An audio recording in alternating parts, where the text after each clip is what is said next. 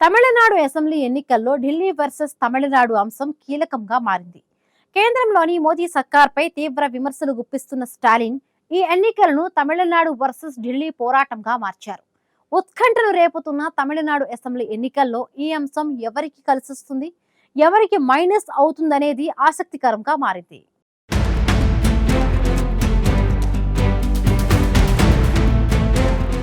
Tamil Nadu assembly ఎన్నికలు ఓ రణరంగాన్ని తలపిస్తున్నాయి. ఈ ఎన్నికల్లో విజయం సాధించేందుకు ప్రధాన కూటములు సర్వశక్తులు ఒడ్డుతున్నాయి.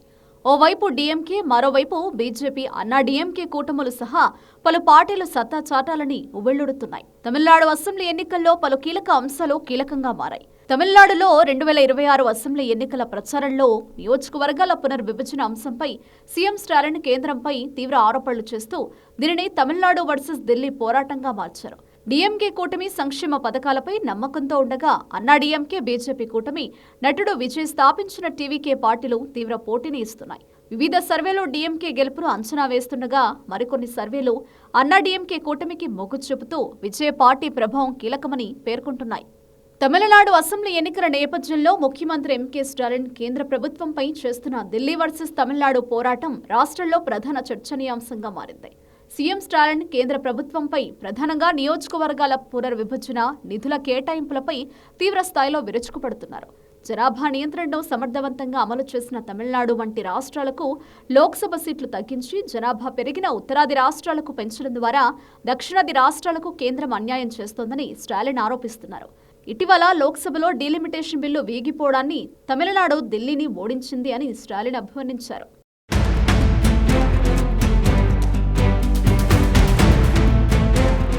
చెన్నై మెట్రో ఫేజ్ 2కు నిధులు ఇవ్వకపోవడం, మదురై ఎయిమ్స్ పనుల్లో జాప్యం వంటి అంశాలను ప్రస్తావిస్తూ తమిళనాడుపై కేంద్రం వివక్ష చూపుతోందని స్టాలిన్ విమర్శించారు.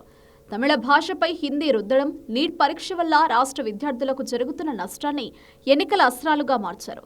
తమిళనాడులో ఈసారి 3 ప్రధాన కూటముల మధ్య గట్టి పోటీ కనిపిస్తోంది. ఇందులో డీఎంకే, అన్నా డీఎంకే కూటములతో పాటు టీవీకే మధ్య పోటీ ఉన్నట్లు కనిపిస్తోంది. కాంగ్రెస్, సిపిఐ, సిపిఎం, బీసీకే వంటి పార్టీలతో కూడిన డీఎంకే కూటమి తమ ద్రవిడ మోడల్ పాలన, మహిళలకు ఉచిత బస్సు ప్రయాణం, నెలవారీ ఆర్థిక సాయం వంటి సంక్షేమ పథకాలపై నమ్మకంతో ఉంది. 2023లో విడిపోయిన అన్నా డీఎంకే, బీజేపీలు 2026 ఎన్నికల కోసం ఏప్రిల్ 2025లో తిరిగి చేతులు కలిపాయి. ఎడప్పాడి పళనిస్వామి ముఖ్యమంత్రి అభ్యర్థిగా వీరు బరిలో ఉన్నారు.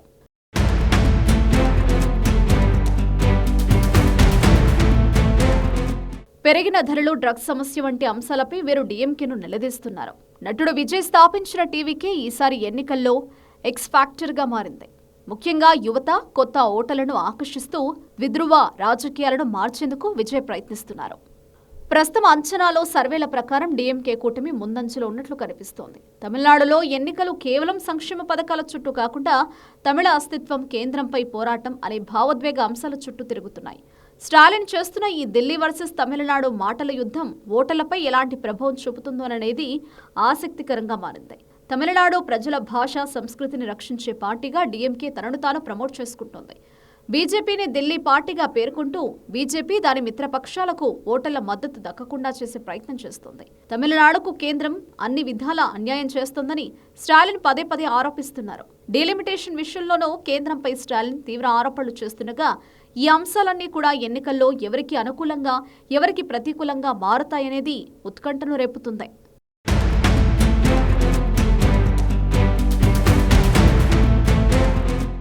తమిళనాడు అసెంబ్లీ ఎన్నికలు కేవలం సంక్షేమ పథకాల చుట్టూ కాకుండా తమిళ అస్తిత్వం, కేంద్రంపై పోరాటం అనే భావోద్వేగ అంశాల చుట్టూ తిరుగుతూ ఉన్నాయి. స్టాలిన్ చేస్తున్న ఈ ఢిల్లీ వర్సెస్ తమిళనాడు మాటల యుద్ధం ఓటర్లపై ఎలాంటి ప్రభావం చూపుతుందనేది చూడాలి.